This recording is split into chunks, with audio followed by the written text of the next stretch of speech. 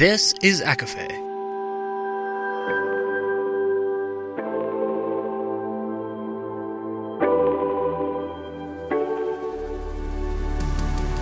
Laura Marie and Jessica Marie proudly present A Court of Fandoms and Exploration, a podcast.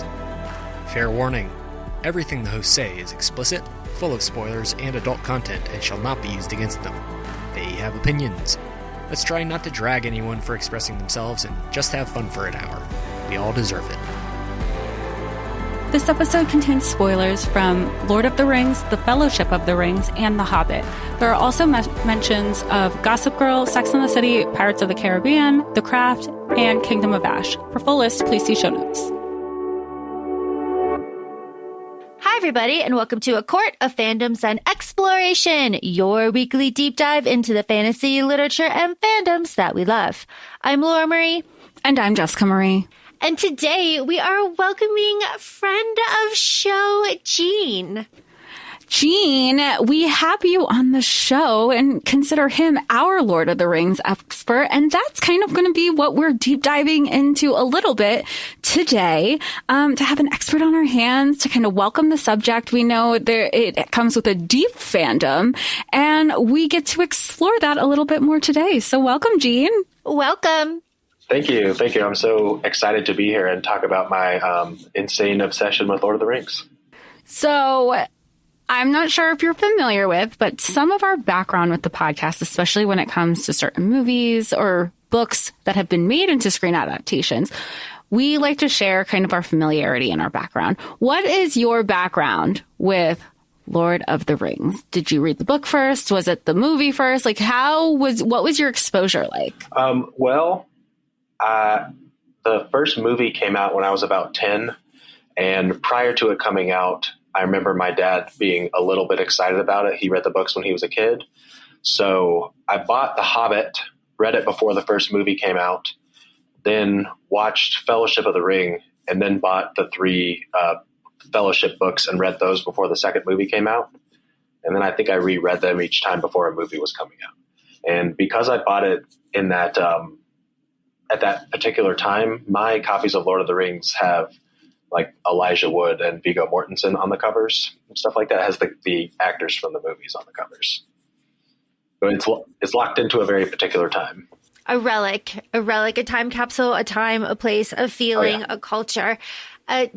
Jessica Marie does not have an extensive background with Lord of the Rings. Jess, do you want to touch on that very briefly? I've probably only seen each of the movies one time. Two of them I guess they were all like showing on TV or anything. So I've never experienced anything theatrically. And when we were prepping for this episode, all I could think was, oh, this would have been so cool in the theater. Watching Fellowship of the Ring. And then for The Hobbit, the animated, I knew of it. I knew the pop culture reference. And I'm talking about the animated because that's what you had suggested that Laura and I watched to prepare for this episode. So I haven't seen the live action of The Hobbit. I viewed the animated. I knew of it because I remember it's just part of pop culture. So to actually watch it, I had a lot of opinions. Gandalf is just showing up left and right. And then you have Bilbo, who is a professional bullshitter, getting by on everybody. Which I was like, this is so funny. Then, and Laura knows this, and our listeners know this. There were riddles. I don't do riddles. I just went with it. Which is like really fun because that balances out pretty nicely with me because I realized that I know every single word to Fellowship. Every single word. And I was sitting there and I was just like, wow, I've seen this a lot. How did I see this a lot? It is 3 hours. It is 2:55 and the extended version is 3:49. That is a huge chunk of time. So to realize that I must have seen it on TV 1,000 times throughout the years, and then to see the animated again, which I have not seen since grade 5 when my history teacher, who also became my high school English teacher, made us watch it. And my observation holds true then. As of now, there are, and Gene, I know you can expand on this, not enough women in this story. What do we feel about that? It is a frequent and accurate accusation lobbed at Tolkien that his stories are largely missing women. So what I would say is, backing up to provide a little bit of foundation, I suppose, something that I think is really important to know about him and his writings is that he really, really hates analogy. There is no real things from real life that he puts into the books. So people love bringing up that he was in World War I and some of the struggles the Fellowship faces, like Pelennor Fields, things like that, is reminiscent of experiences he might have had in World War I. And he is adamant that he doesn't like to do that because he thinks that it locks readers into basically like an uncreative state when they're reading his books, because everything they read, they can only think about it in terms of real life instead of the story he created. Whereas in reality, he was a folklorist and very interested in mythology and a professional linguist.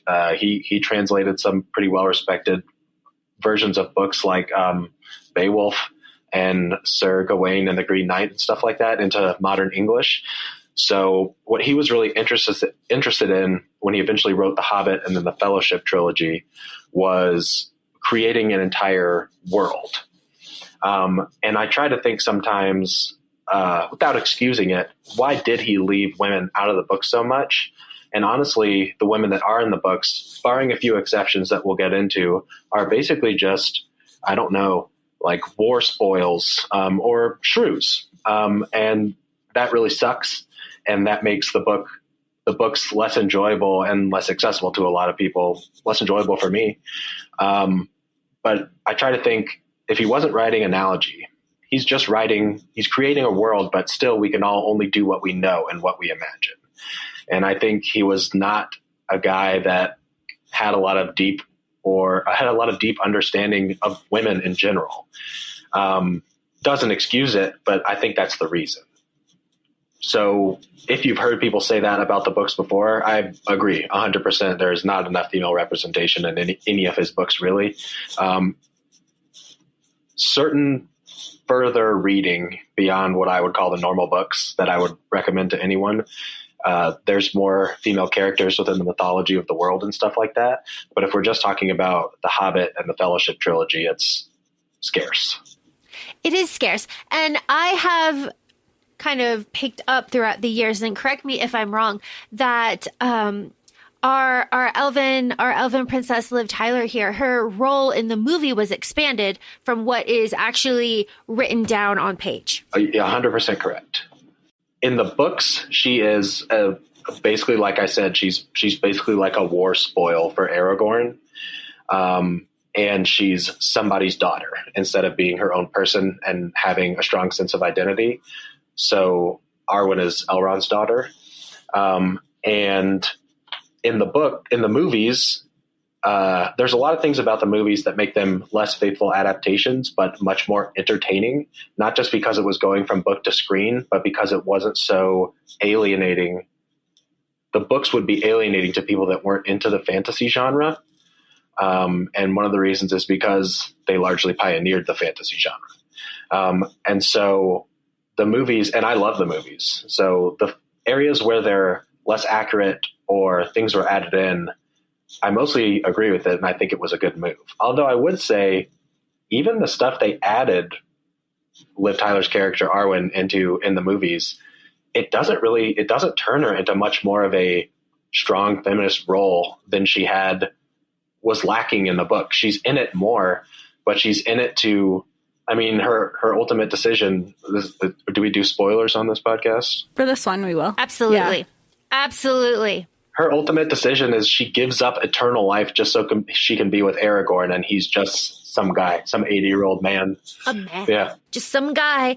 Why that? And that in and of itself is a very common trope where the female main character, you could call her that. There are not a lot of other ones here. Just gives up all of her power, gives up her agency in a way of, and disguised as, oh, well, this is my choice. Like, I'm actually like exercising my agency by making this choice. But actually, it's just the opposite. Like, come on, we can all be powerful and immortal together. Yeah. Yeah, absolutely right. Like, why? It's a very frustrating thing. But something that really struck me as I was watching not only the animation but the actual Fellowship as well was that, and just an aside, we have this as a segment on ACOFAE, pop culture poetry, but there is a lot of music in this series, and the music is something that I struggle with personally as a reader, just because I'm not good with music. So when I see it on a page, I can't like pick up a tune or whatever. But that's what Bilbo Baggins hates, is a banger. It slaps. I was singing it all the time. It's just like this like little ditty that I'm doing. And that was a very wonderful kind of faithful way to bring this, again, you're talking about accessibility, to more people, because that kind of like pulls you in and it's catchy and you're like, oh, this is another like facet to this story.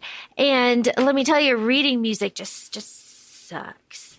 But I remember one of the conversations that I was texting you when I had been watching the animation, Laura, was like, wait, I didn't know it was a musical. And then I corrected myself and I go, you know what? It's not a musical. It's folklore. It is a story being told through music, which is arguably different. But again, if you're reading things on paper, you might not pick up on it, but it's also traditionally, history was oral in the past and it is told through a variety of ways. And that's how it is being shared with through the initial, the start of Lord of the Rings, a prequel, I use in air quotes, if you will, The Hobbit. Yeah, music is definitely critical, not just to the, non-book media that's come out for it, but it's present. It's very present in the books, much more so than in the movies. In the recent Hobbit trilogy that came out, there was a lot of criticism about the singing that was in those movies. People didn't like it, and they're not book fans. I said that there's not a lot of stuff that was added or was removed from the Jackson films that I thought did a disservice. But one of my favorite characters from Fellowship is Tom Bombadil. He was removed from the movie. Tom Bombadil mostly just sings. And he's this very, very mysterious, sprightly character who lives similarly to a hobbit. He lives a romantic lifestyle in the classical sense, lives out in the woods singing songs with his beautiful wife and eats apples and talks to plants. But he is also seemingly ageless and powerful in a way that people can't understand. In the book, he understands the quest, sort of, but the idea that what could happen is threatening to him, it's not that he doesn't worry about it, it's that he couldn't worry about it. He's also able to put on Frodo's ring and he doesn't turn invisible and nothing happens to him. And I'm guessing here, depending on my memory of the first book, but I think they actually brought him up at the Council of Elrond when they were discussing what to do with the ring, which ends in, then they decide that Frodo will bear the ring and the Fellowship will join him, taking it to Mordor. I think, if I remember correctly, they brought him up at the council and we're talking about what if we have him hide it, and they didn't want to do it because he would just lose it in the couch or something. It doesn't mean anything to him. It has no weight. But he sings songs pretty much the entirety of the time. I really like the songs from The Hobbit. Like you said, I really like the songs from the Rankin Bass Hobbit animation. And I like the songs a lot in the Hobbit movie too. I thought they were great. The new trilogy that came out. The Misty Mountain. Oh yeah. Yeah. Yeah. They all slap. Absolutely.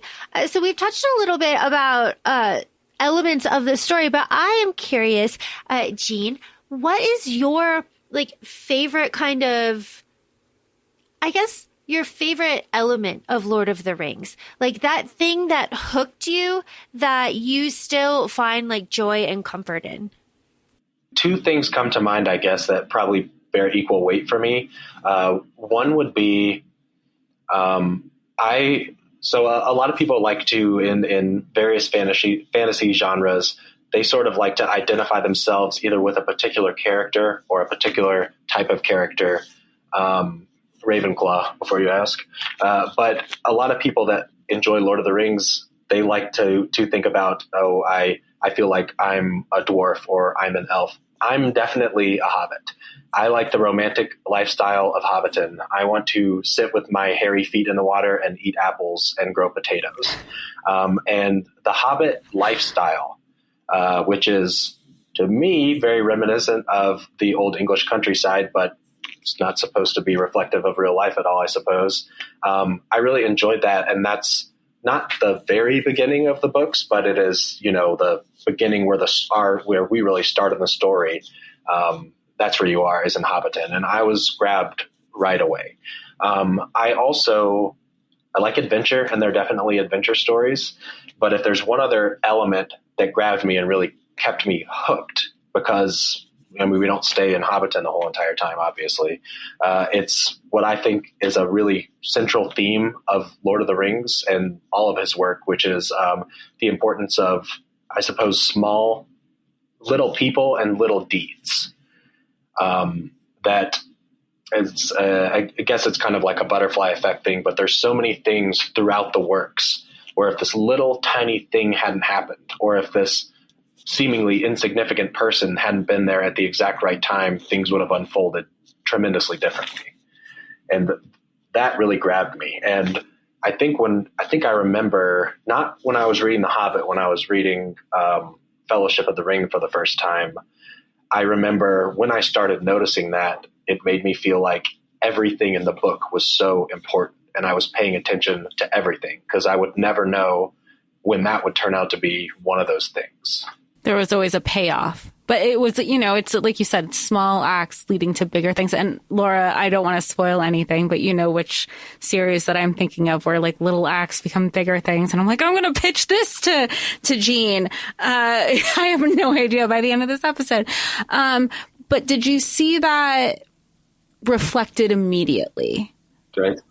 Between the movie, because I haven't read the books. So you see the payoff in the books. Do you feel like it takes longer in the movies? Or is that translated as well as you were hoping it would be?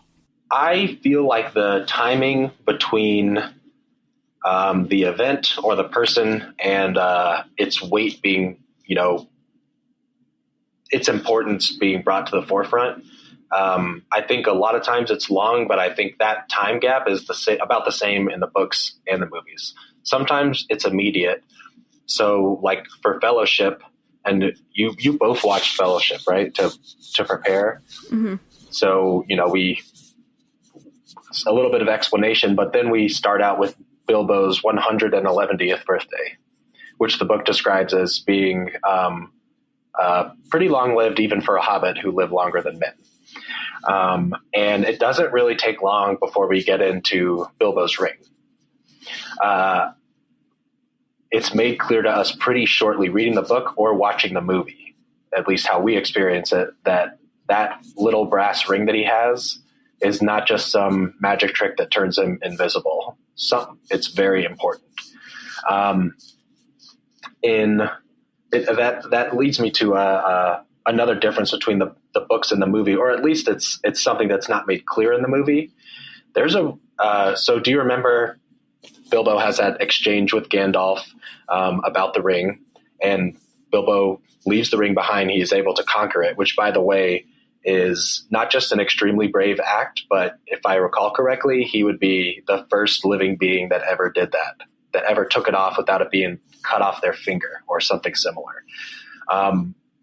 We don't know that yet, but eventually we have that payoff, that small deed of him taking it off from that small, old man living under a hill was a tremendous and seemingly impossible act of determination and willpower.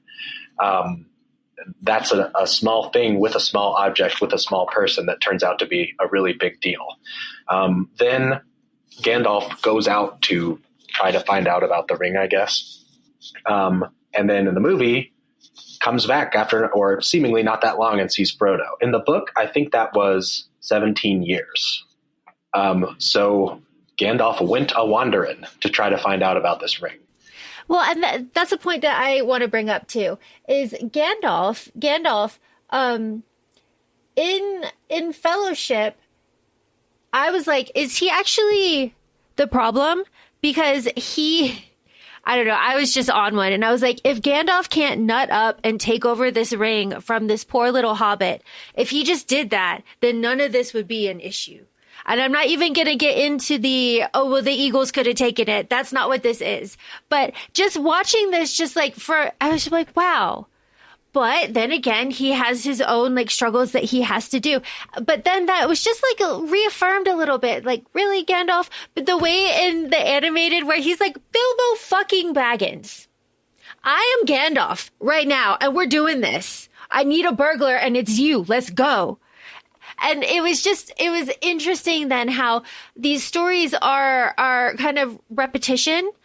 So he comes in and he kind of takes Bilbo, and then he comes in again, and then he is like, hey, Frodo, pack it up. Let's go. Let's go. I'll meet you at the Prancing Pony.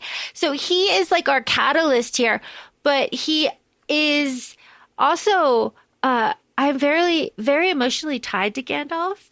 So in our minds, when he is fighting, I was holding my breath. I was not prepared, and it was really something. I am so happy that we all got to experience this together. There's explanations that I think are good for why Gandalf didn't just take the ring and do it himself, that are present in these 4 books. And then there's more explicit explanations that you can get from expanded universe stuff. But do you remember Gandalf says, "Don't tempt me"? So Gandalf is not an old man with a stick. And when he's a wizard, he's not a guy that does magic tricks. He is one of the most powerful beings walking on that earth. So we know from Silmarillion and some other stuff, he is like, so there's sort of 2 levels of these gods. I'm trying not to get into the weeds here, but there's the main demigods, I suppose. And then they sort of have, they're like assistants. They're like vice gods. Gandalf is a vice god. Sauron is a vice god. He's a Maiar. Gandalf is a Maiar. The other wizards are Maiar. The Balrogs were Maiar. They're these incredibly powerful, magical, godlike creatures. Gandalf was sent to Middle Earth to try to stop Sauron, who was serving Morgoth, who was an upper god, like a demigod. He got to Middle Earth and decided he wanted to do it for himself. And he wanted to take it over, and, to us, he wanted to make the whole land basically evil and horrible. And Gandalf was the last Maiar to be sent to try to stop him. And he was really scared. He's not like a perfect, brave, omnipotent being or anything. He's wise because he's been there for a really, really, really long time. And he's been wandering all over the land, trying to learn all the people and all the mythology and everything about the world that he can to try to prepare. So at least in the context of the book, the same as when Frodo tries to or Galadriel is thinking about, maybe I'll take this ring. And she knows she couldn't do it because the ring's power to corrupt is, mostly undefeatable, except for, Bilbo is able to leave it behind. And, at the end of the 3rd book, Frodo is not. Frodo fails. He does not leave the ring behind. So Gandalf knows, that hasn't happened yet, but Gandalf knows the corrupting power of the ring. And he knows that if he did take it and it took him, in him being able to wield it would cause great chaos, great ruin. He's not the right person to do it. But the other thing is Gandalf, more than pretty much anyone else in that entire world, knows something about those hobbits. He knows that these are very, very important, very respectable people. And it's not just that other people look down on them literally and figuratively, but most of the characters in that, or the creatures in that land, don't even know that hobbits exist. The reason that Sauron's forces didn't immediately go to the Shire or something like that is because they didn't even know it existed. They didn't even know that, a lot of people don't even know that hobbits exist. But Gandalf does, and he knows what they're capable of, not just from, Bilbo's adventures with Thorin and company, but because he loves them, he cherishes them, and he recognizes their bravery and their willpower where other people aren't able to do it.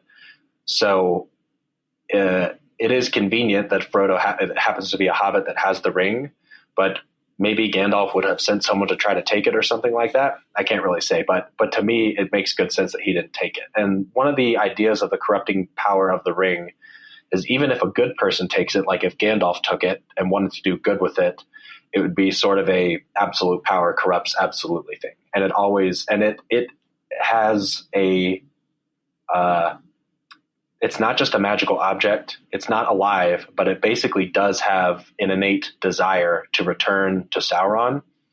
And any person whose finger it goes on, no matter how long they fight it or how long it takes, it's going to try to take them right back to Sauron. I had a question, and I feel like I'm kind of jumping the gun here just to understand the characters, because I feel like I don't want to say that the ring doesn't corrupt the hobbits, because we know that that Bilbo was impacted. He had to leave it behind, but he still had the willpower. And then even with Frodo, he was trusted to carry it. He was able to take the ring on and off. He wasn't always fighting. However, when the ring is around other people, we know, again, the ring is imbued with the hatred and the soul of Sauron.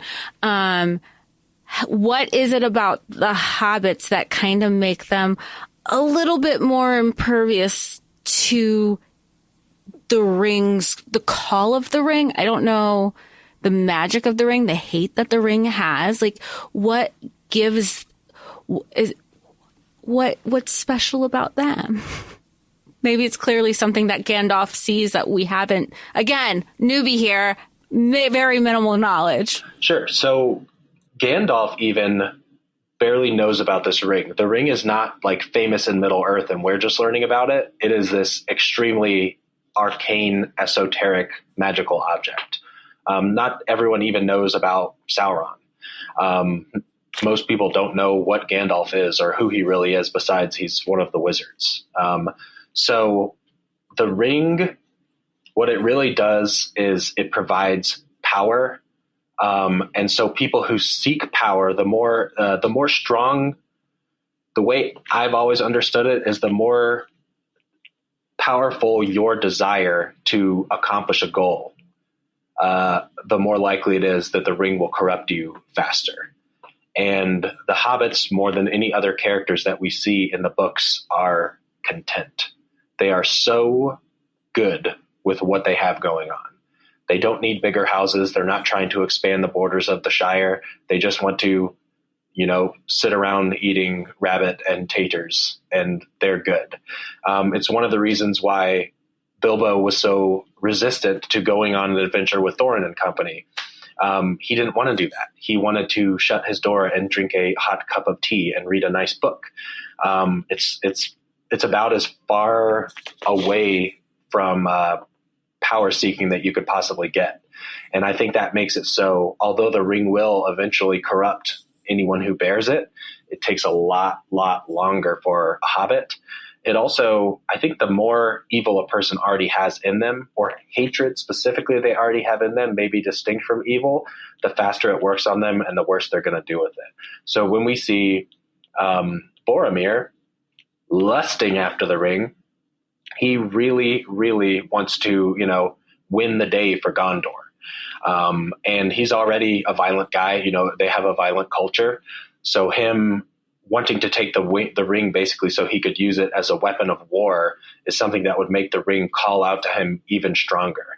And to me, the idea is that the ring it's trying to make these steps that will get it back onto Sauron's finger.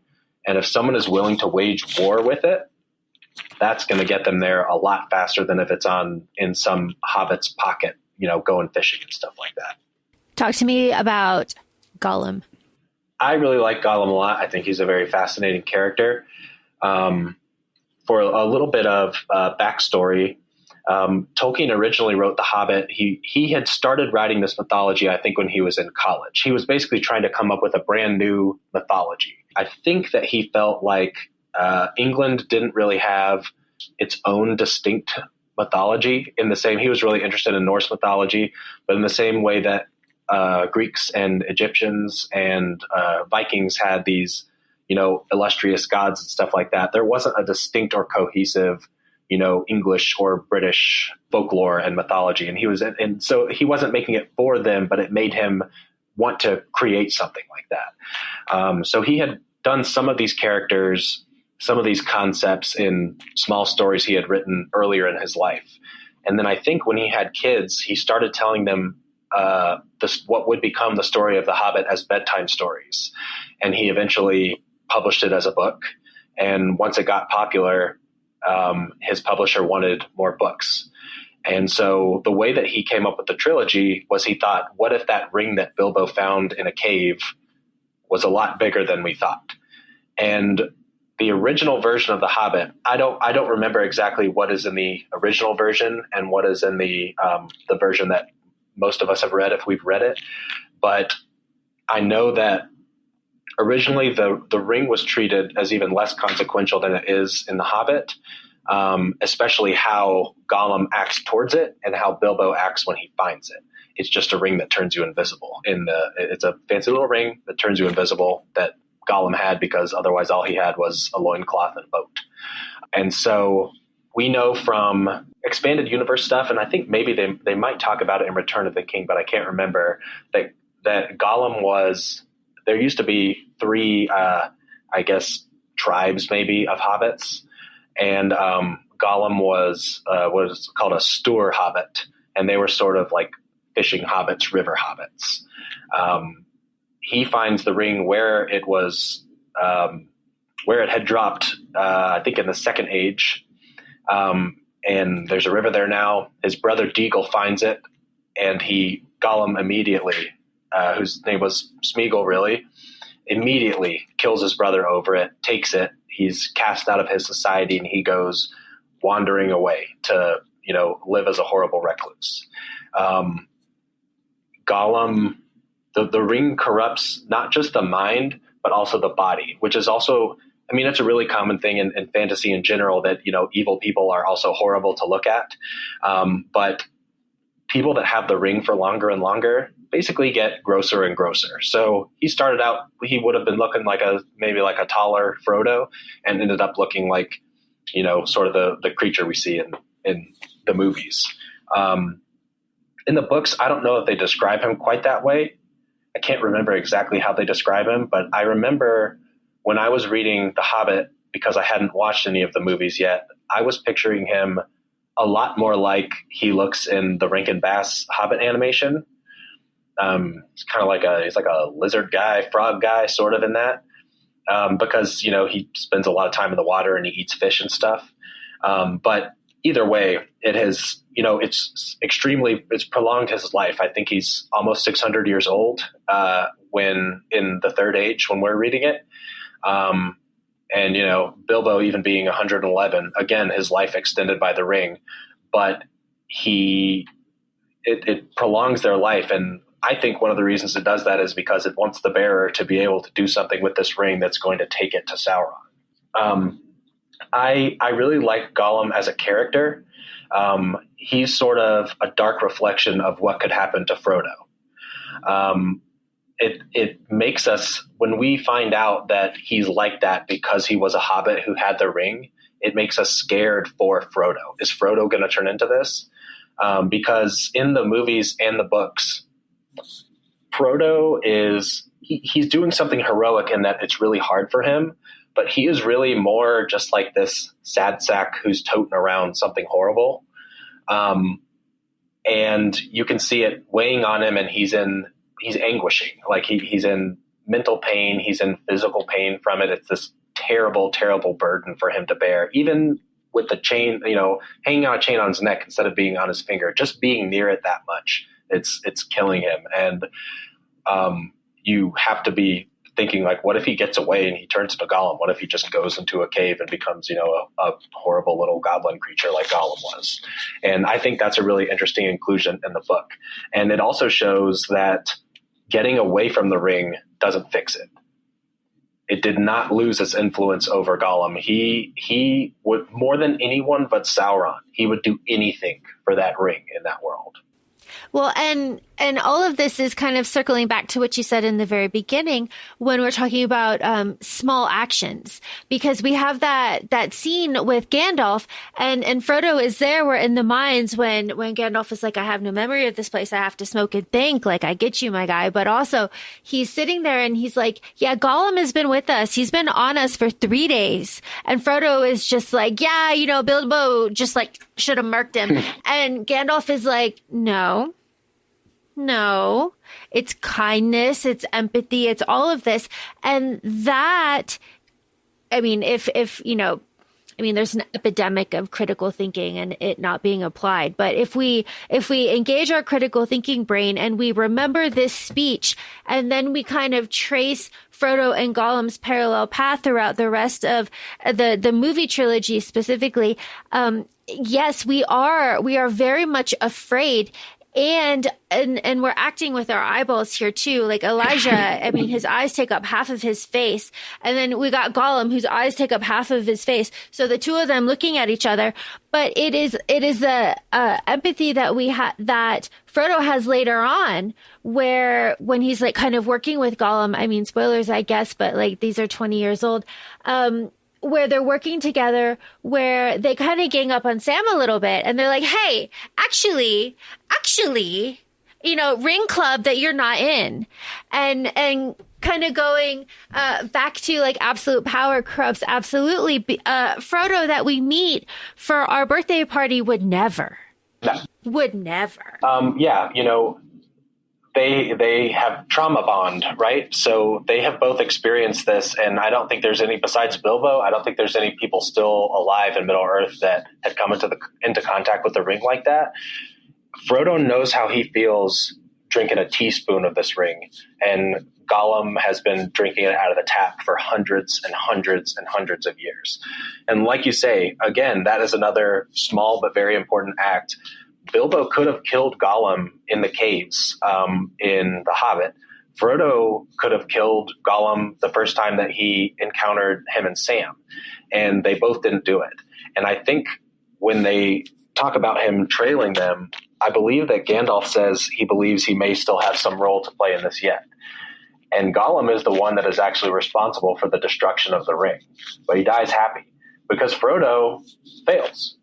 He fails. He makes it to the edge of Mount Doom, and he can't throw it in.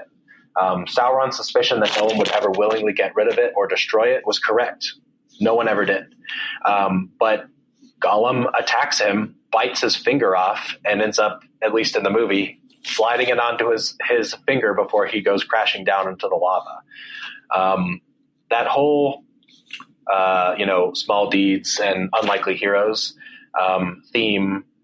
It's also the reason that Sauron didn't just send all of his horrible army of forces to go get Frodo, because he wasn't worried about it, because he's just some little nothing creature. He couldn't resist the ring. Nothing could resist the ring.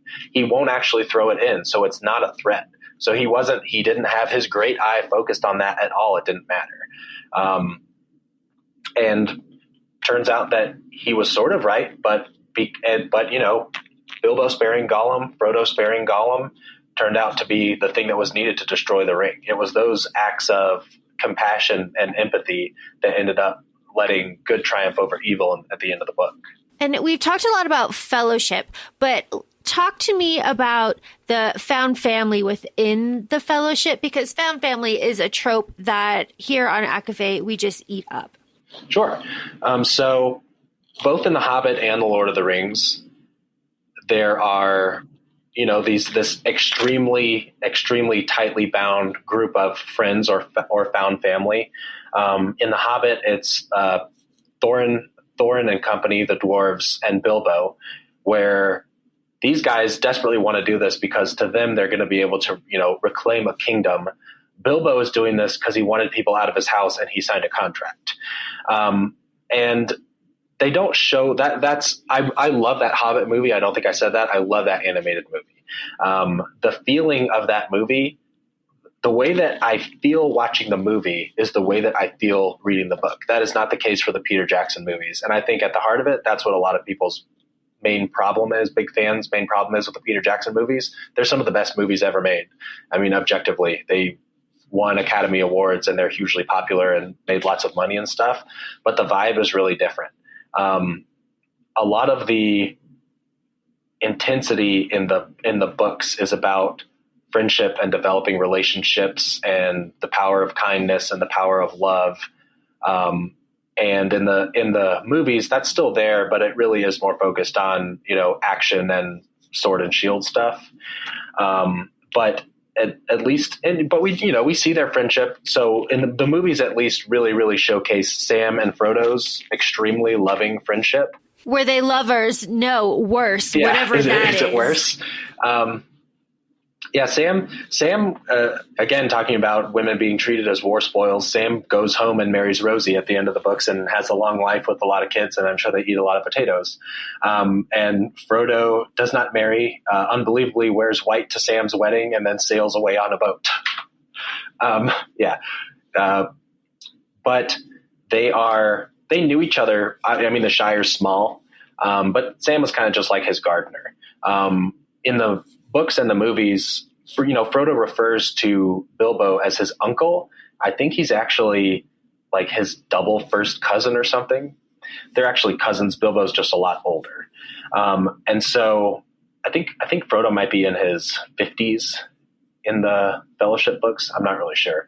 But in The Hobbit, Bilbo goes out and he's very alienated. He's the only one that's not a dwarf. And they kind of treat him like shit a lot of times. They think it's like they own him basically because of this contract he signs. They send him in first to go confront Smaug at Erebor. And there's a lot of times it doesn't get examined in the movie, and it wouldn't be really good for a children's movie either. But there's a lot of points in the books where Bilbo he's just going to go home. He doesn't care about these guys. They're mean. They don't like him anyway, and he overhears them trash talking him at one point as well, and it really hurts his feelings. And then Thorin turns on him, after they've not really conquered Smaug, but before the battle of the five armies. He turns on him. He tells him to go. He threatens him. He thinks that, Bilbo wants the Arkenstone for himself. And that really hurts Bilbo, and they end up reconciling. But that's something that we do with our families. Sometimes we hurt each other, but because we love each other, we make up, and he was able to do that. And that didn't just change. And Bilbo went back. He went back to the Shire and lived the rest of his life in the Shire, writing about his adventures and telling people about his adventures. And he was a really changed man. And it wasn't just because he went on this spectacular adventure, but also because he met people and knew people and loved people who were different than everyone he had known before. And, really good friends make you an even better person than you were before. And that, I would say Bilbo was maybe not a better person. He wasn't some bad guy in the Shire, but it made him grow as a person for sure. And I think that's an important thing in the books that also translates really well to real life. As far as, and that's kind of more, that feels more like a found family thing than maybe a friendship thing. Whereas in the Fellowship, I mean, the word fellowship, right? I see that more as an important friendship thing. And it's a bunch of, I guess, races of creatures that some of them have long-term animosity, like elves and dwarves, and they're able to conquer it because they grow to love each other and care about each other. And, initially it's just because they have to, because they got bossed around and they're supposed to protect Frodo. And really they all want to go because they can all sort of agree that they shouldn't take the ring for themselves, but they don't want this guy or that guy being unaccompanied with Frodo. So they all go. And then it's about protecting Frodo, and then it's about protecting and loving each other. And even after, in Fellowship, when Frodo and Sam go off on their own, it's not like the Fellowship breaks up. They stay together. They keep trying to fight the good fight to defeat Sauron on their own, and Frodo and Sam are on their own. I have a question for y'all. Jess, how about you first? You're newer to it. Did you watch? No pressure. It's not. It's subjective. Yeah. So, who's the main character of Lord of the Rings? I feel like the movies want to depict it as Frodo as the main character. Okay. But I think you can argue that the ring is the main character. It's what brings the whole story. It's the reason why the plot is constantly moving, and it is what brings everyone together, not in a kumbaya kind of way, but it does. That is the central figure. Laura, who would you say is the main character from the, at least let's say from the movies? Aragorn. I think Aragorn is a good answer. I think a lot of people that watch the movies and read the book pretty quickly realize that there's, on the surface level, maybe it's Frodo. But I think almost everybody moves past that pretty quickly. I think those are both good answers. I think Aragorn is a really good answer. Similar, Jess, if you think the main plot driver would be the main character and the ring is somewhat of a character, then I totally see where you're coming from and don't disagree. But I think of it from with Sex and the City or Gossip Girl or sometimes New York City is a character itself. So I'm thinking of the ring as this intangible other character. Sure. I think that's a great answer. And Laura, I don't disagree with you either. It is But you're wrong. This is Gene's answer. What's Gene's? Oh, yeah. No, well, it's subjective, like I said. I can't, honestly, so it's kind of cheating, but I can't really pick one exactly. I would say, if we're talking about just from the Fellowship, it's Sam. To me, it's Sam. Sam is doing the most. I guess Gandalf is doing the most, but Sam is doing the most. Frodo is miserable, and So Frodo is bearing the weight of the ring. Sam is bearing the weight of the ring, and Frodo bearing the weight of the ring. There are also, sometimes literally. Absolutely. He carries him up Mount Doom. Frodo, collapses like a flower in the heat, and Sam has to just pick him up and walk him up there. There's also that boy is always getting stabbed. There's Elijah Wood was the absolute perfect character to cast in a role where he was always going to need to be pale, gasping for breath, wide-eyed on the ground. And yet he really can't stop doing it. He was made for that role. But Sam, we think it wouldn't have happened without Frodo. Maybe. It definitely wouldn't have happened without Sam. What if Frodo had died with the ring on his finger? Sam could have still carried that body up into Mount Doom and pitched it right over the edge, although I think it would have broken him if Frodo had died. They realized pretty early on, incorrectly, but they think we're probably not going back. We're probably not going to get to go back home. They can't stop thinking about home. Home is all they've ever known. They make it a really big deal when Sam is realizing that he's about to be further away from home than he's ever been, and it was less than a day's walk. And they realize pretty quickly that they're probably going to die on this journey, whether they win or lose. And that's a hard thing to get past. There's a lot of people that would try and turn around at that point. Maybe I'm not past the point of no return yet, and they soldier on. So I think there's a good case for both of what you said. I think Aragorn is a really good selection as well if we're talking about actual, conscious characters. But for me, if not Sam, it's Gandalf. Gandalf is orchestrating all of these things. Gandalf realized the ring was special. Gandalf realized Frodo should be the one to bear it. Gandalf assembled Thorin's company and enlisted Bilbo. Gandalf assembled the Fellowship and decided who should go and where.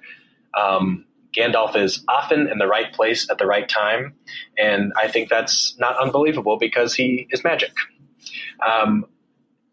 He is initially in the books. He's scared. He's scared of Sauron's power, but more he's scared that he'll lose and that the world will fall into ruin. He's scared to use his power, and it's not very clear to me, but there's some sort of implicit restriction on what exactly he's able to do. He's an extremely talented swordsman, obviously, the most talented swordsman in the Fellowship, except for maybe Legolas. But he is also an absolute bona fide wizard. It's like he's trying to help them help themselves as much as he can, and interfere mostly with wisdom and less with deeds, which he does a lot. Gandalf is far and away my favorite character also, so I'm biased in that way. I think if I was going where Jessica took the question, then I would say the main character is Middle Earth. It is the lore of it. The whole point of it is sort of Tolkien trying to he was trying to come up with a big mythology. And I think to a lot of people, it seems like it's something that could be hard to get into, in the same way that Star Wars might be, because there's, 1,000 novels about Star Wars beyond the movies and stuff like that. But when anyone reads the books for the first time, when almost everyone read the books for the first time, reading The Hobbit and then reading the Fellowship trilogy, I would say probably 9 out of 10 or greater concepts, places, people, ideas that are described are never explained. They're introduced and let go. And the reason is we are experiencing this as characters in the world who either already know about it, so no expository dialogue is necessary, or they have no idea what the other person is talking about either. But it's putting us in a place where we're observing this happen. And to me, that's one of the things that's so that gives it so much. It gives it such a real and present feeling when I'm reading the books or watching the movies. Is that so? Like the Hobbits, especially, they don't know what anyone is talking about. Like they know that there's elves. They're very magical and special, and they are literally God's favorite creatures in this series. But as far as Celebrimbor, they don't know any of that stuff. They don't even know most of the places. They have no idea where they're going. They're learning about it just like we are as readers. So if we feel confused about a concept or a person that's being talked about, they are probably confused about that exact same thing. But I think if you read all of them, there's nothing about it that remains confusing where it should have been explained, if that makes sense. So there's no big nagging details that make it not make sense. Don't bring up the Eagles. That seems like, why didn't this happen, or who was this guy, or where'd that come from? I think the things that are in it that are mysterious are because it's supposed to be mysterious. And Tolkien is not hand-holding in any of his books where he's trying to make sure you understand every little thing. I think the things that are mysterious on purpose. But if you read The Hobbit and The Lord of the Rings, because you're interested in their explorations of friendship or of genuine platonic love, then that can bring you in. But you can be held by feeling like you're learning about this very old, very well developed world, and it's sort of hard to get enough of it, I think. Yeah. Well, this world is the gold standard, more or less. Yeah. Right. He drew a lot of themes in his mythology from Norse mythology, but it is definitely his own invention. In so many, let's say fantasy role-playing games that have orcs in them, that have wargs in them, the way that even elves are depicted, he changed that a lot. Fae folk is a big part of folklore all around the world, and especially in England, but a lot of times they were small. Like that's one of the big things about fairies is that they were these very small little creatures. And in this, they're gorgeous blondes who are very tall and powerful. And depicting, a lot of people call them high elves, I guess, in that way. I think that's a Lord of the Rings thing. I think that's one of his creations. But I think if people enjoy other fantasy works,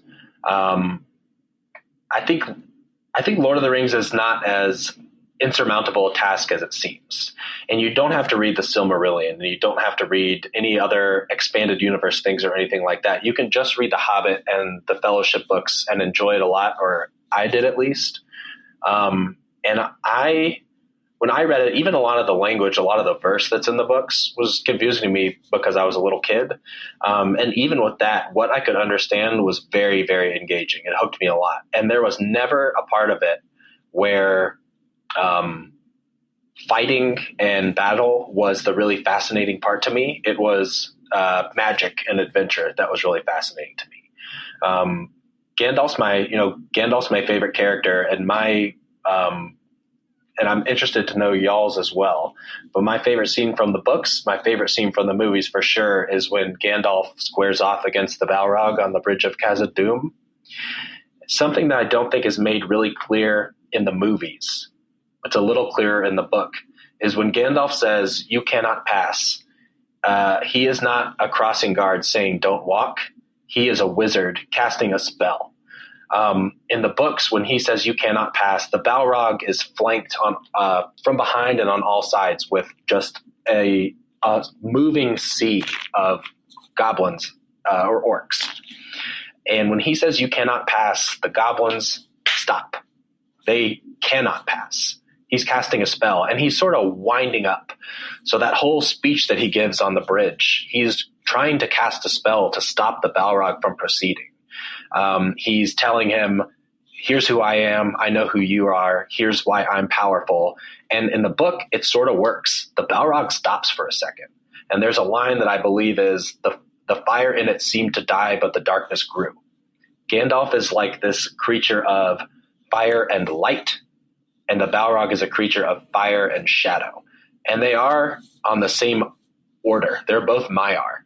They both serve a god, but Gandalf serves a good god, and the Balrog, or all the Balrogs, serve, a foul god. And that type of magic that's in the book, they do get in a fight afterwards for sure. Pretty good fight.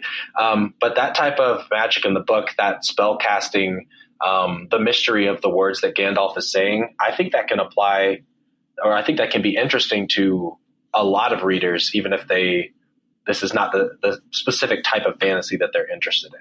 And I think a lot of the themes in the books are pretty universal, those friendship themes, those family themes, but also not fitting in, or not being sure if you're up to a task that you've been presented,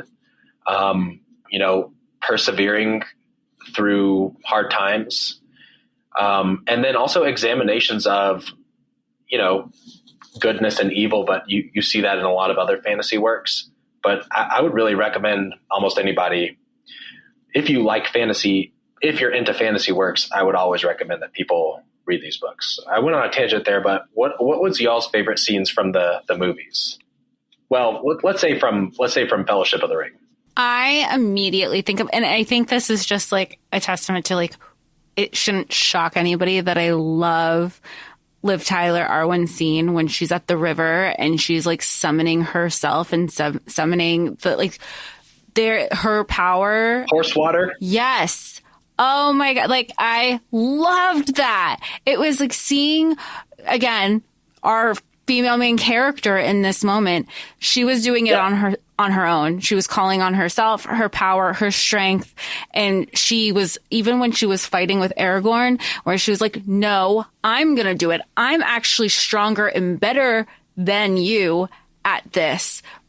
For her speed, for her stealth, like carrying Frodo, like that scene. And then with the river, I was like, oh, I love her. And then I have some issues with the whole, we're going to be together forever. Let me just throw it all away.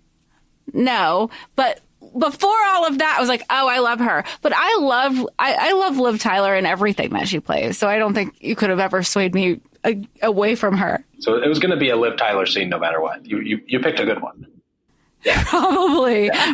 But I was shocked when, again, minimal knowledge, when Cate Blanchett showed up. I was like, oh my gosh, she looks so ethereal. And I was telling Laura, if they ever remade this again, not referring to like the Amazon Prime, and you really can't remake these, nor would you want anybody to, but Hunter Schafer would be perfect in that role.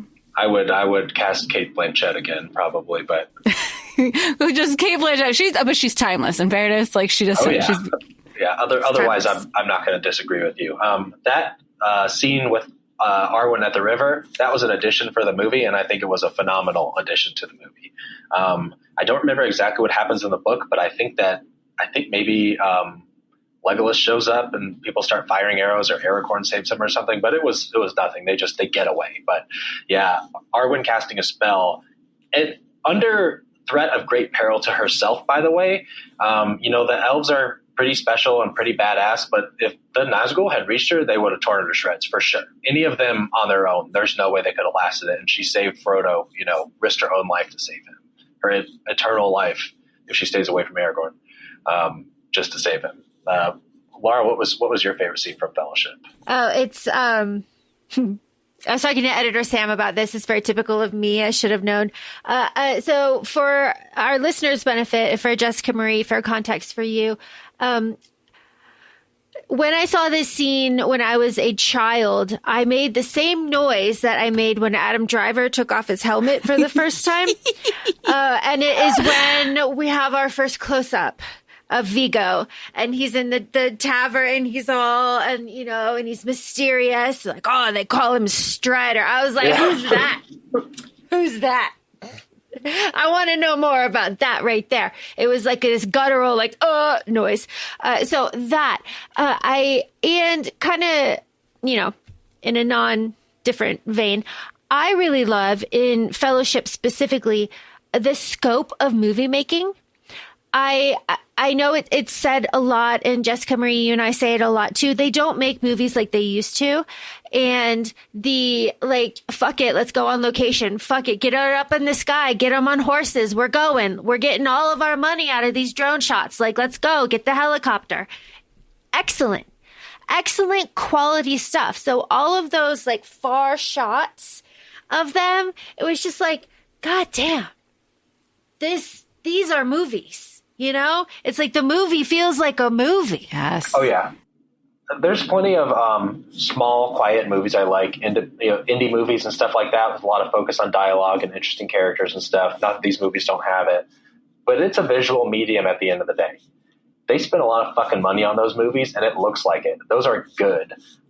There's plenty of CGI in it, and it's not dated now. And, that's 25-year-old CGI, but it looks good. That's one of the things that I noticed, that it feels so timeless. The statues, yeah, great. In a time, and we've talked about this, Laura, too, specifically with, I think maybe we were referencing Pirates of the Caribbean. You can still watch it now. So the fact that that CGI, when this came out, existed, and it still translates so well today, knowing how far CGI has come when you think of, any book to screen adaptation, and that there's been an improvement of media, and then you see things that come out today with the CGI, you're like, where's the quality? I know we've grown in the technology, that it is paling in comparison to something like this, and the grandeur of these screen adaptations. And I feel like there is something to be said about a lot of, Laura, we've been realizing a lot of movies are re-releasing and paying homage. Oh, this is the such and such anniversary. Let me know when the such and such anniversary of Lord of the Rings comes out, because I cannot imagine to see this on the screen. I think recently, maybe it was in the fall or earlier this year, Laura, there was a 20th anniversary of Pride and Prejudice. I never had seen it on the screen, on the big screen. And I went to the movies, to see it the way it was meant to be seen. There's no other way to say it, because yes, we have streaming. It depends on the titles that you're working on, but this was made to be big. It was made to be grand in the world that Tolkien created. Screen adaptations weren't even in his mind, but he was creating a universe that translates so well, that should be appreciated like that. Yeah, it's vivid. It's very vivid when you're reading the books, because he is such a talented, storyteller, but really linguist. He knows the words to use. And I agree with you. I think it was a tremendous job putting it on there. One of the reasons it looks so good is there's a lot more practical in those movies than you would think. There's a lot of extras in those movies. There's not 5 orcs and then 10,000 CGI orcs. There's a lot of people in that movie. Or AI, or the AI extras that are just in everything and, now. There's some in some 30,000 foot shots, but there's a lot of people. There's a lot of sets. There's, they filmed in beautiful New Zealand, so they didn't have to be green screening fields and all sorts of stuff in all the time. And that is one of the things that I think helps movies stay timeless is special effects are always going to get dated eventually if they're CGI. Like I watched a Thing. It was a re-release like you're talking about. I think it was 40th anniversary of The Thing. And that was from, I want to say 1982 maybe.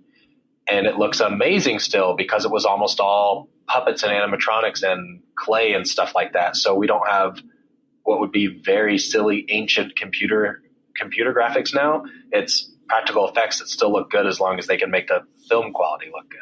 No, Laura and I we had a episode on The Craft, and it was the same thing. It was all practical effects, that whole movie. All those bugs. Oh, No, we love it. And talking about the scope of movies too, kind of circling back to the music of it all, my favorite music is in movie 2, the Rohan. That is just, that activates me like a sleeper agent. I'm just like, oh my God, we gotta go. Yeah. Yes. But also too, there is so much more of the homages. Did we all clock Jessica Marie? We have a nice Avengers kind of. Oh, yes. Absolutely. I mean, I didn't even think of it as the Avengers-esque. I was thinking of Kingdom of Ash. And, Yes. but yes. Yes. But I love a battle scene. I think it pulls everybody in. I can't imagine somebody there's an appreciation there. Jess, you need to hurry up and watch the 2 other movies. Absolutely. Then I guess that means that we should have you come back and then we just have specific episodes on the 2 Towers and the Return of the King. I'd be very glad to do so. That brings us to our final question, which I think will wrap nicely with what we have in this miraculous, fantastic, wonderful discussion that we're going on. Gene, how would you pitch to Jessica Marie to either, I'm going to give you an either, to either watch the rest of the movies or to pick up a book? Jessica is my friend, and she's also a very, very busy lady.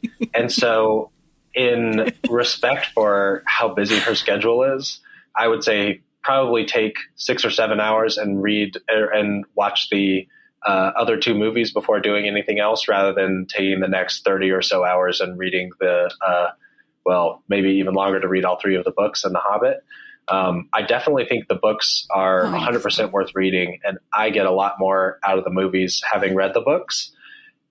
They're so amazing, like you were talking about, but so much of it is how I pictured it. So much of the scenery and landscapes and cities and stuff, maybe characters look different, but I think we really, really personalize how like living characters look in books. It's very hard to make it, like Daniel Radcliffe as Harry Potter really knocked it out of the park, but otherwise it's really hard to do that.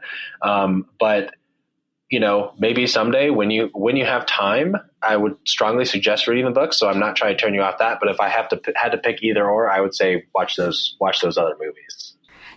You're just like, what's going to give you the quickest amount of time so I can talk about it more because I love this so much. That's a factor. Yeah. Sure, we'll go with that. But you just said you love a good battle scene. And reading about a battle is interesting, I suppose, but you have not begun to watch battle scenes if you haven't seen 2 and 3 yet. And it's some of the best large-scale battle scenes that's ever been put on film. And they're not even, they're not military movies. They're not war epics. They're adventure films. And it's really good. How would you pitch the 2 Towers to Jessica? Because let me tell you a story about my mother real fast. I saw these in the theater with my mother, and she does not like 2 Towers because she's got to spend all that time in the goddamn forest with the goddamn talking trees. And she's like, where's the rest of the story? Because there's all of the action, and it's like a snap cut to trees. All of the action, snap cut to trees. And I know that is a circling again back to small actions, small people. Everything comes together. You can change the world. I understand that, but it is kind of like 2 sides of a coin, that movie. So how would you pitch that to Jessica Marie? why she would enjoy why she should watch The Two Towers? Exactly, yes. Well, fantastic battle scenes like you were wanting.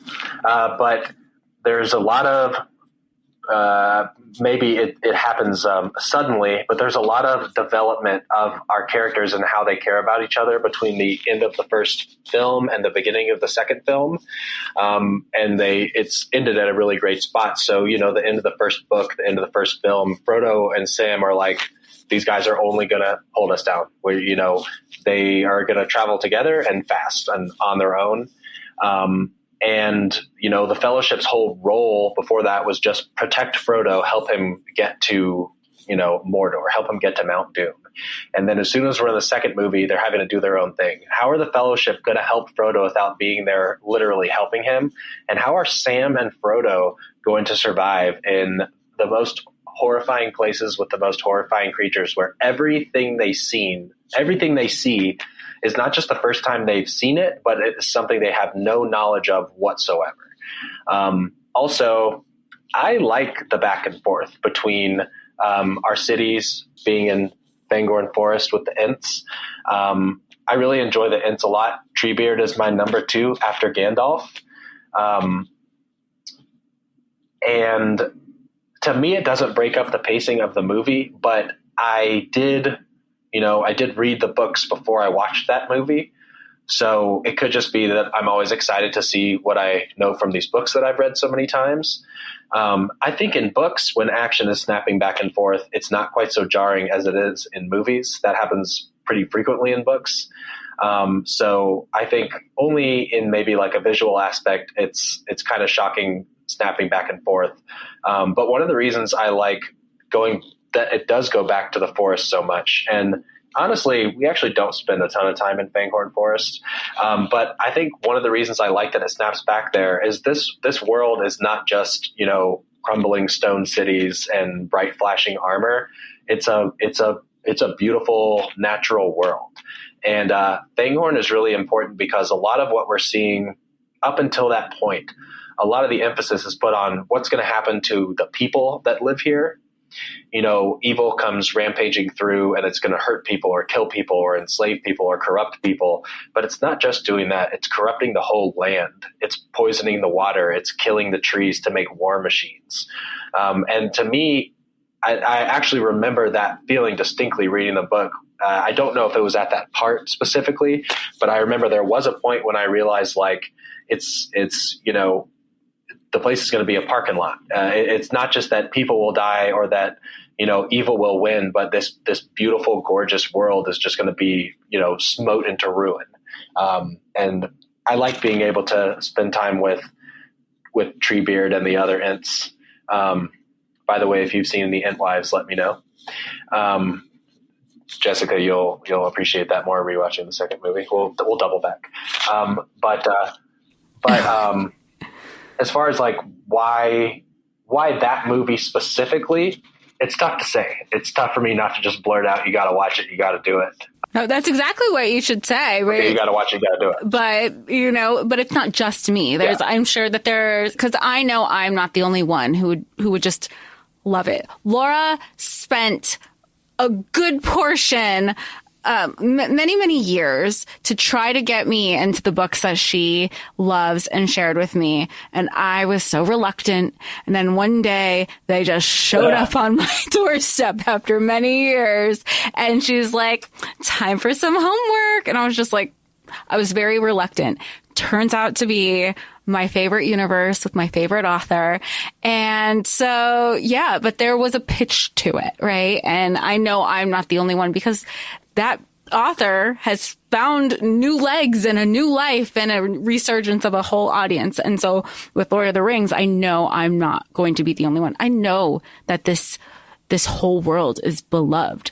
I know when everybody talks about second breakfast and 11sies, and I know the references. And honestly, sometimes with my appetite, I like a second breakfast too.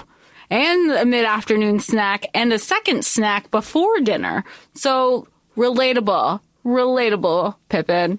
Yeah, like I said, I'm also a Hobbit, so I feel those very strongly. Why specifically? So I think a lot of it is you want to see, to me at least, the first movie and the first book are so engaging. How could you possibly stop following the adventure at that point?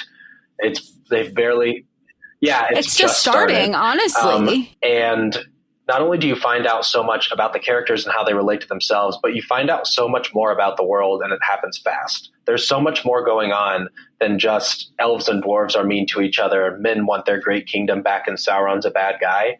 It's so much about what has happened to these cities. How did all of these races get to be where they are? What's actually going to happen? Like, who are these bad guys and what are they actually going to do? Why are they bad? Just, they're like dirty and smelly and talk in a different accent than everybody else. And that's not why they're bad. They're burning down Fanghorn Forest to build war machines and make fire. It blows the world wide open. Where in the first book, we're sort of Sam or Frodo or Bilbo, and we're thrust into this amazing, well-developed thing that was just out of reach because you've had so long to watch the movies or read the books. But now but you never did it. You didn't know anything about it. And you start learning about it so quickly. It's like addictive. Like so many fantasy series, I feel like there's been a lot of times where I'm like either waiting for another book to come out or there's no more books that are going to come out and you haven't spent enough time in the world. It's so immersive reading the books or watching the movies, even just this limited selection. If we're just saying these 4 books, I feel like I've spent so long in that world because it's so vivid and descriptive. And the second book is going from, looking through the window to walking outside. It opens it up so much. That was wonderful. That is Thanks. an absolutely fantastic pitch. I know. I feel like I already have my weekend lined up to go into movie number 2. I feel like I just heard Jess say she was going to read the books and watch the movies, but I'm not sure. Yeah, all in my 24-hour day. Yeah. Oh, you got it. You're a super person. We know this. Yeah, exactly. So I did also want to talk a little bit about Éowyn. So I look at Galadriel as being a very, very strong female character in these books, and she's in Fellowship. Yeah, Galadriel's in Fellowship, Cate Blanchett's character. Mm-hmm. So I think that there's a problem with a lot of supposedly strong female leads in works of literature and in movies where they're trying to make a woman seem – so when it's a man, they somehow have no problem making him seem tough or powerful in a variety of ways. But I feel like there is this lazy writing trope in so many things, even some works that I otherwise really enjoy, where they're like, okay, we want this person to be a tough chick. Do we want her to be really rude and horrible to everyone, or do we want her to be really over the top violent? And I think it's bad, pathetic writing to try to make tough women like that, but they have, an entire toolbox to apply to men to make them seem like a powerful character.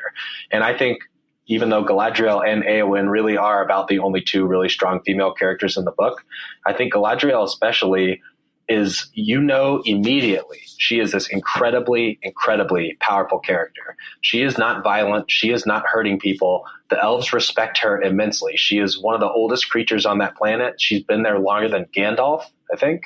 And they rely on her wisdom immensely. She's powerful because of her mind. She's powerful because of the decisions that she makes. She has an unbelievable amount of agency. She's a huge, important leader of the elves, maybe second only to, well, no, I would say it's her. She's like a mythological figure, even to people that have known her their entire lives. And I really like her as a character. I also like the sort of like, as far as how the movie depicts her from the book, quickly, this is someone to be revered. She's not going to speak lightly. And if she does talk, you better listen to everything that she says. We get that quickly in the movie without a ton of description or context necessary because Cate Blanchett is such a wonderful actress and because they did such a good job with the atmosphere in her scenes. Jess, did you get a jump scare when she snapped into scary underworld witch lady? No, I think the biggest jump scare was when, but she can't do anything wrong. Yeah. But I think the biggest jump scare that I had was when Bilbo made that wild Classic. face. That's I knew classic. it was coming. It's classic. I knew it, but it's still like, and it's coming. And so, but you're still like, it's jarring because It doesn't get easier. it does. No, it doesn't. And I know I've seen that as like a reaction meme to things in the past too. So you can just tell the pull that the ring, I think that was the biggest jump scare. Kate can't bother me anytime. Well, I mean, she can, but. Yeah, you can mute that and it's still bad. That is a pretty bad one. And then I also wanted to talk about Éowyn. So we haven't met her yet in the films, but This is just a continuing pitch for movie 2, Jessica Marie. Okay. sure. So I will say, actually, a lot without pitching movie 3. I think a lot of Éowyn's most important stuff, like I believe the Battle of Pelennor Fields. I think that I haven't met Éowyn yet. I don't even know who I'm supposed to be getting excited about. Yeah. So She is no man. You know that. She is no man. she's in the zeitgeist, Jessica. You would recognize it when you were seeing it. Maybe I should wait. Maybe Éowyn would be a good discussion for a later pod. He's like, I'm inviting myself back, as you should, Yeah. as you should. Yeah, well, I'm having a wonderful time. So, yeah, let's put a pin in Éowyn. He's like, we're putting a pin in this now so we can talk about it more, which is great because that means we have another strong female that we can talk about and be excited about. Yeah, she is also, I think Galadriel gets a lot of credit for being a strong female character, and I don't think Éowyn does. And I think I have a more nuanced view on her and her arc than other people do. But I think, yeah, let's wait on Éowyn, and maybe I'll suck you into the third movie by talking about Éowyn when we inevitably review the second. It's not hard to get me sucked into anything. I mean, She's All That is one of my favorite movies. So if it's better than that, we're good. We're good. We good. Well, we love it. And I'm looking, and that is perfect. So I would just like to say thank you, Gene, for coming on the pod. Thank you for taking the time. Thank you for touching on this fantastic subject that is Lord of the Rings and really kind of breaking down all of these really fun elements for Jessica Marie and I. And your patience, too. Yes, like, we fantastic. are. Thank you so much for your patience with us. What do you mean? We are not the experts. So we have kind of surface level knowledge and a little bit of a different perspective than a lot of the people that I personally have come into contact, say, in the con scene. So this was a very positive and wonderful conversation that I have had versions of in the past that turned very condescending. So this has been lovely. Well, thank you for saying that. I suppose also thank you for thanking me, but really no patience was required. I love talking about this, and it's fun talking to another huge nerd about it that knows a ton about it, I suppose. But I'm never going to be able to read the book again for the first time. I know that's a lament. We have so much about our favorite books and our favorite movies. I'm never going to watch the films for the first time, and getting to talk about them to people who are newer to them or brand new to them in some cases. I love that. I think this is great. I'm not an expert at anything, including Lord of the Rings, and this is about the closest I would get to being able to do that. And I had a great time talking about it. You're our expert, Gene, so thank you. Thank you. So thanks for joining us today, and we'll talk to you soon.